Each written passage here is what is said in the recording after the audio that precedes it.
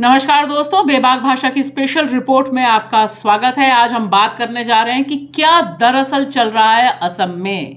हेमंत विश्व शर्मा के असम में दरअसल क्या राजनीति चल रही है और इस राजनीति में जो निशाने पर हैं वे वहां के मुसलमान हैं।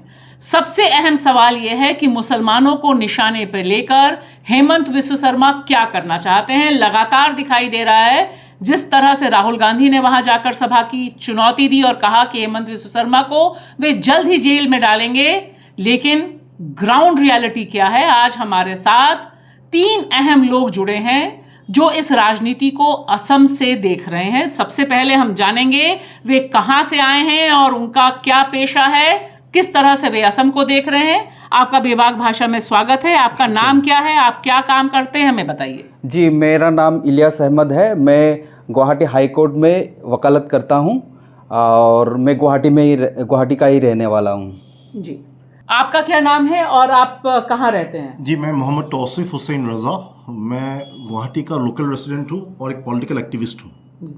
आपका क्या नाम है और आप कहाँ से हैं? मेरा नाम दहारुद्दीन ख़ान है। मैं आसाम का करीमगंज का रहने वाला हूँ और मैं एक स्टूडेंट लीडर हूँ, MSF का नेशनल सेक्रेटरी। जी, अभी ये बताइए कि असम लगातार पॉलिटिक्स में चर्चा में है।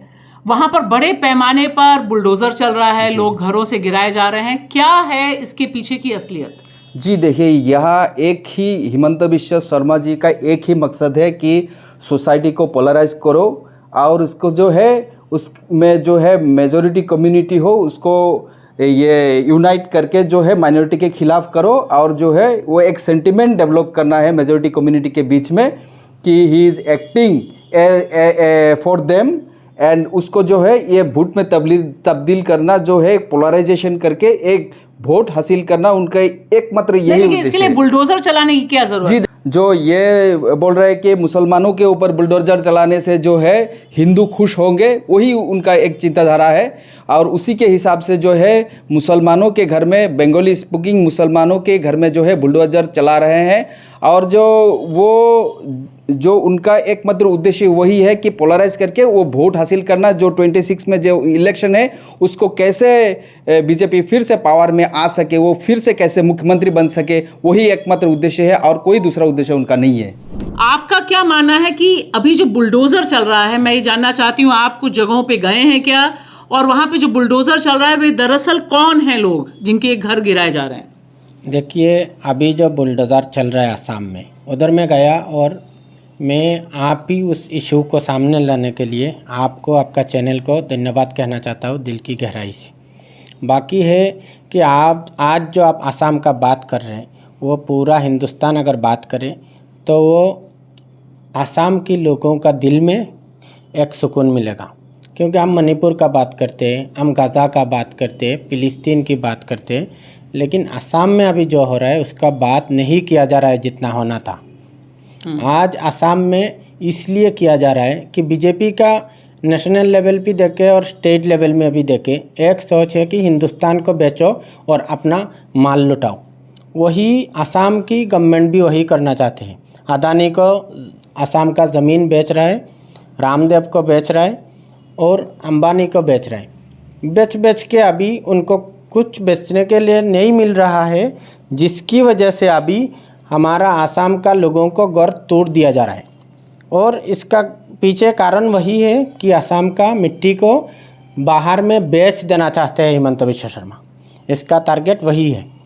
और बाकी दूसरा टारगेट है कि वो पोलराइज करके अपना वोट बैंक बढ़ा सके, क्योंकि अभी असम का जो हालत है, असम का लोग समझ लिया कि हिमंत बिश्व शर्मा से असम को हम लोग ज़्यादा दिन नहीं टिका पाएंगे, वो पूरा असम को बेच ही देगा, जिसकी वजह से आज पूरा असम का लोग उसको चेंज करने में है और वो फिर से सत्ता में आना चाहते हैं पोलराइज करके। That's what he is trying to do. जी, तो लेकिन घर जो तोड़े जा रहे हैं, आप कहाँ गए थे, थोड़ा ये भी बताइए। मैं देखिए गया ग्वालपाड़ा की हसेला बिल में भी गया, पैकान साइट में भी गया, उधर बहुत स्ट्रॉन्ग सिक्योरिटी है, जाने नहीं दिया। दुबली में भी जाने की कोशिश किया, हमको उधर भी पहुंचने नहीं दिया। और उधर का जो हालात है वो मिट्टी का अगर बात करें, हाँ उन लोगों को पट्टा नहीं दिया गया, लेकिन गवर्नमेंट पट्टा दे सकते थे, नहीं दे के उन लोगों को एक जुल्म किया जा रहा है। वो लोग उधर अपना थर्ड जनरेशन से लोग उधर रह रहा है। आरसीसी बिल्डिंग से घर है, गवर्नमेंट स्कूल है, वाटर सप्लाई से सब चीज़ है उधर, इलेक्ट्रिसिटी कनेक्शन है।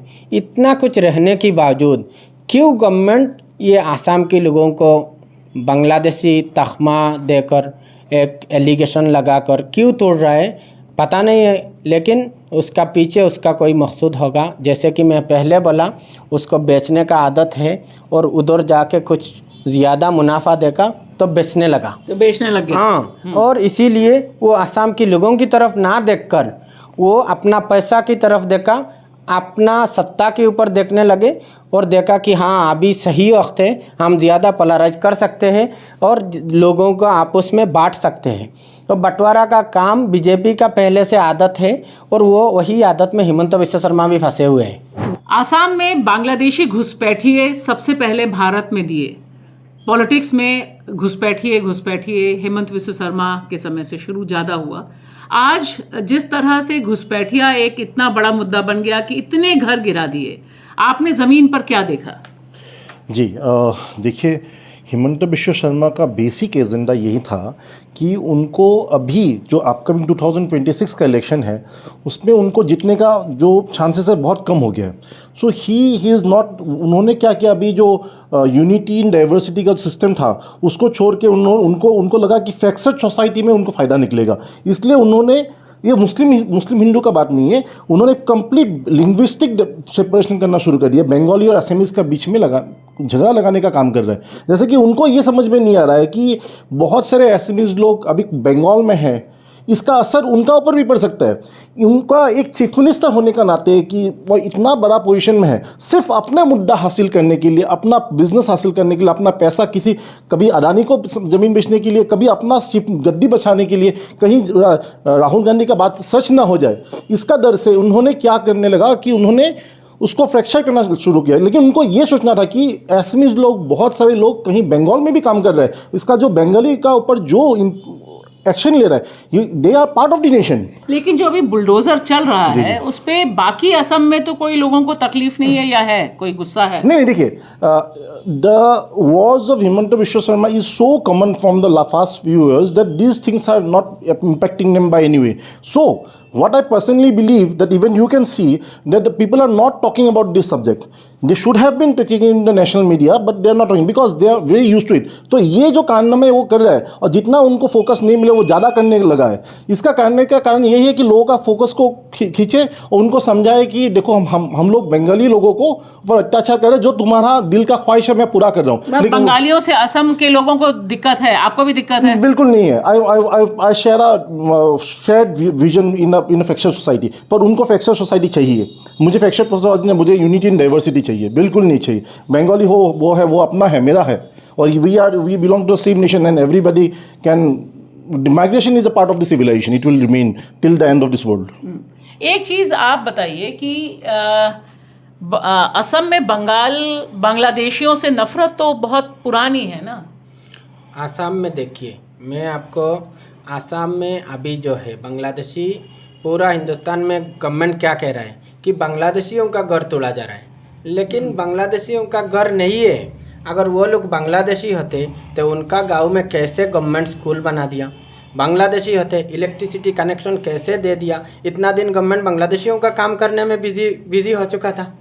उन गाँवों में ये हमारा जो प्रधानमंत्री सड़क योजना का काम वो कैसे हो गया उधर, और आपका ये जो घर बना के देते हैं गवर्नमेंट की तरफ, प्रधानमंत्री आवास योजना का जो है वो इधर कैसे हो गया। इतने सारे काम कर रहे हैं, तो गवर्नमेंट उतना दिन बांग्लादेशियों का पीछे क्यों घूम रहा था? ये सरासर झूठ है। पूरा हिंदुस्तान को दिखाया जा रहा है कि बांग्लादेशियों का खिलाफ काम किया जा रहा है। बिल्कुल नहीं, बांग्लादेशी कोई नहीं है उधर। नहीं, आप जहाँ गए वहाँ बांग्लादेशी नहीं थे? बांग्लादेशी कैसे बोलेंगे हम? बांग्लादेशी का डेफिनेशन भी मुझे मालूम नहीं हो रहा है कि क्या बांग्लादेशी डेफिनेशन है असम की सरकार के हिसाब से। उन लोगों का पास रेशन कार्ड है, वो आपका इंडिपेंडेंट इंडिया प्री इंडिपेंडेंस से वो लोग इधर रह रहे हैं, तो इतना 100 साल से जो लोग उधर रह रहे हैं उनको क्या प्रॉब्लम है? 100 साल से रह रहे हैं तो कैसे हम बांग्लादेशी कह सकते हैं उन्हीं लोगों को? लेकिन बाकी आसाम में तो लोगों को गुस्सा नहीं है ना, बाकी आसाम को लोगों को कोई दिक्कत है क्या कि बुलडोजर चल रहा है? गुस्सा देखने के लिए कोई नहीं जा रहा है, आप भी जाइए, गुस्सा आपको दिखाई देगा। प्रैक्टिकली आप लोग जाइए, मैं आपको भी रिक्वेस्ट करूंगा कि आप उधर जाके उन लोगों से मिलिए जिनका एक घर में 6-6 रूम हुआ करता था। आज वो बंदा अपना फैमिली को लेके खुला आसमान का नीचे एक टर्पलिन में और 45-48 डिग्री जहाँ गर्म है उधर कैसे सह रहा है, वो आप जाके देखिए, दुनिया को दिखाइए। आप लोग जो मैसेज आसाम गवर्नमेंट देना चाह रहा है कि बांग्लादेशियों को क्लीन कर रहा है, हकीकत में वो बांग्लादेशी है ही नहीं, नहीं हो भी सकता है। आपको क्या लगता है? ये बहुत बड़ी बात इन्होंने कही जी कि देखिए, ये बांग्लादेशी नहीं है, तो कौन है ये लोग जिनको घर जी तोड़ रहे हैं? देखिए, जो ये बांग्लादेशी का इशू था असम में, वो एनआरसी ने सॉल्व कर दिया। ज़्यादातर मुसलमानों के नाम, ज़्यादातर मुसलमानों के नहीं, 99% मुसलमानों के नाम जो है एनआरसी में आ गए थे। और ये जो अफेक्टेड एरिया जहाँ पे डेमोलिशन किया जा रहा है, बुलडोजर चलाया जा रहा है, वहाँ का भी लोग जो है, इन लोगों के नाम जो है एनआरसी के लिस्ट में है। तो अभी तो उनको कुछ दूसरा मुद्दा है नहीं। तो कुछ दिन पहले आप अगर फॉलो कर रहे हैं तो देखेंगे कि वो मंदिर में जो गौमांस जो फेंकने का जो एक काम था, वो इशू उनका काम नहीं किया। अभी जो है ये जो है बुलडोजर चलाने का एक नया ये मुद्दा लिया है उन्होंने। तो ये बताइए कि जो बुलडोजर चल रहा है उसका राजनीतिक फायदा तो हेमंत विश्व शर्मा को होगा, तभी तो चला रहे हैं ना। इतनी हजारों घर तोड़ दिए उन्होंने अभी तक। जी डेफिनेटली उनको फ़ायदा हो रहा है या होगा, उनका एक ये जो है विज़न है। जो देखिए, आसाम में शुरू से ही एक जो है एंटी बंगाली सेंटिमेंट एक है, तो उसी का जो फ़ायदा लेने की कोशिश जो है हिमंत बिश्व शर्मा कर रहे हैं। और जो ये माइग्रेंट का इशू भी असम में बहुत पहले से चल रहा है, आपको पता है। और इसीलिए जो है एनआरसी को जो है अपडेट किया गया था असम में, और फिर रिजल्ट के वो भी सुप्रीम कोर्ट की मॉनिटरिंग में वो जो है एनआरसी अपडेट किया गया था असम में। तो एनआरसी का रिजल्ट क्या जो एनआरसी था उसमें तो मुसलमान अंदर हो गए, हिंदू बाहर हो गए थे। जी देखिए, जो फिर जो है ये कहाँ आया उसके बाद जो है ये उसके लिए वो अलग बात है, लेकिन एनआरसी में जो है 99% मुसलमानों का नाम जो है इंक्लूडेड है। और यहाँ पे अगर जो अफेक्टेड एरिया है जहाँ पे बुलडोजर चल रहा है, अगर वहाँ आप जाके देखेंगे तो ये लगभग सभी लोग जो है उन लोगों का नाम एनआरसी लिस्ट में है, कोई भी विदेशी या बांग्लादेशी नहीं है। लेकिन जो ये हिमंत बिश्व शर्मा जो है एक प्रोजेक्ट करने की जो है कोशिश कर रहे हैं कि ये मैं बुलडोजर ये बांग्लादेशी लोगों के ऊपर या बंगाली ओरिजिन जो लोग हैं उन लोगों के ऊपर चला रहा हूँ, ताकि आप जो है मेजोरिटी वोट्स हो या जो एंटी बंगाली सेंटिमेंट वाले लोग हो, ज़्यादा दर्जा अपर असम में जो है वो वोट जो है वो कंसोलिडेट करने की जो है एक प्रयास में है। और उन्होंने इससे पहले जो वो और एक प्रयास किए थे उन्होंने, जो है वो मंदिर में लेके जाके जो बीफ फेंकना, हाँ गोमांस फेंकना। असम में तो अलग अलग ढंग के जिहाद भी चलाए थे ना, फ्लड जिहाद, हाँ, लैंड जिहाद, हाँ। जो बाकी देश में कहीं नहीं था, वो भी चला। अगर आप एक पैटर्न को देखेंगे, उनके जो पैटर्न है बोलने का या काम करने का पैटर्न, उससे आपको पता चलेगा कि मुसलमानों को टारगेट किया जाता है। मुसलमानों को उनका एक ही ये है कि उद्देश्य है कि अगर मुसलमानों को वो टारगेट करेंगे तो हिंदू वोट कंसोलिडेट होगा, और उससे जो है उसको जो 26 में जो इलेक्शन होने जा रहा है उसमें उनको फ़ायदा मिलेंगे। अदरवाइज़ देखिए, उनका जो पॉपुलैरिटी का ग्राफ काफ़ी नीचे आ चुका था, क्योंकि कुछ भी काम असम में नहीं हुआ, चीज़ों के दाम बढ़ रहे हैं, और जो है बाहर के जो है बनिए हैं, जैसे अंबानी अदानी, बाबा रामदेव को फ्री में ज़मीन देना, ये सब काम वो कर रहे हैं। और जैसे जो सिंडिकेट है, कोयला का सिंडिकेट, सुपारी का सिंडिकेट, इसमें फुल उसका जो है कैबिनेट मिनिस्टर्स इन्वॉल्व है, उससे लोगों को ये सब पता चला, लोग उनके खिलाफ एक जो है एंटी इनकम्बेंसी फैक्टर। लेकिन चुनाव तो धर्म के नाम पर ही जीतते हैं। हाँ वो तो अभी इन मुद्दों को नीचे दबाने के लिए वो धर्म को जो है सामने लाया जा रहा है, एंटी बंगाली सेंटिमेंट जो है सामने लाया जा रहा है, ताकि उससे उनको चुनावी मुनाफा मिले। जी, एक सवाल मैं आपसे पूछना चाहती हूँ, आखिरी सवाल। SIR जो स्पेशल इंटेंसिव रिवीजन चल रहा है अभी बिहार में, वो असम में भी चलेगा। ये ऑलमोस्ट तय ही है कि पश्चिम बंगाल और उसके बाद आसाम में। इससे क्या फ़र्क पड़ेगा असम में? फ़र्क देखिए, ऐसे बीजेपी जिस लाइन पे जा रहा है, अगर वो हिंदुस्तान की कॉन्स्टिट्यूशन को मानते हैं तो ये सब नहीं कर सकते, लेकिन वो लोग कॉन्स्टिट्यूशन को फॉलो नहीं कर रहे हैं, कभी कहीं पे भी नहीं कर रहे हैं। किया होता तो ये सब नहीं कर सकते थे। बिहार में भी उन लोगों ने जो किया वो जाति किया, सच में है नहीं कुछ। उनका जो है, जो लोग उनके लिए वोट कर रहे हैं उनको, अभी जो है आसाम में भी जो लोग उनका पास में है वहाँ पे गवर्नमेंट लैंड सिर्फ और फॉरेस्ट लैंड सिर्फ जहाँ पे इविक्शन किया जा रहा है सिर्फ उधर नहीं है, और बहुत सारे जगहों में है। लेकिन हम लोग क्या चाहते हैं, सबको लैंड का पट्टा मिले। अभी आसाम में अगर ये देखें तो आसाम का हिंदुस्तान के अंदर सबसे पहला हम लोगों ने एग्ज़ाम दे के पास किया कि वी आर हिंदुस्तानी, हम लोग इंडियन है। वो हम लोगों ने एग्जाम एनआरसी का जिक्र कर रहे हैं। हाँ, एनआरसी में हम लोगों पास हो गया, और हमारा सिटीजनशिप प्रूव करने के लिए हमको और क्या क्या रास्ता गुजरना होगा। अब एसआईआर आएगा, वो हिमंत बिश्व शर्मा उनका बीजेपी गवर्नमेंट बता दे कि तुम लोग सूली में चढ़ जाओ, सब एक साथ मर जाओ, या वो खुद मार दे। हिटलर जैसा चल रहा है तो क्यों ना हिटलर ही जैसा लाइन लगा के मारो सबको, ऐसे वो फतवा जारी कर सकते हैं।